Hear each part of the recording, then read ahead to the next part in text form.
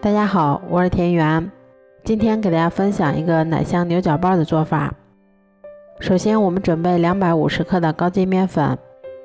先加入3克盐，3克酵母粉，再加入25克的白糖，然后用筷子先把它们充分搅拌均匀。接着我们先加入30克的鸡蛋液，再少量多次的加入大约140毫升的牛奶，然后用筷子先把它们搅拌成这种面絮状，再下手把它们揉成像这样偏软一些的光滑面团。揉好后，我们先加入25克室温融化的黄油，然后再把它移到面板上，像搓衣服一样，继续给它揉搓10分钟左右，一直把它揉成像这样细腻光滑的面团就可以啦。揉好后，先给它盖上保鲜膜，让它醒发这2倍大。像这样体积明显变大，用手指伸进去不回缩，我们的面团就已经醒发好啦。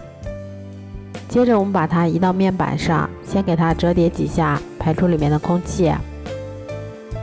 然后再把它擀成一张厚度约3毫米的长方形饼皮。擀好后，我们再像这样先给它划成三角的形状，接着我们再把它从宽的一头慢慢的卷起来，像这样牛角包的生胚就做好啦。都做好后，把它们依次放到铺有固油纸的烤盘里面，然后再给它盖上保鲜膜，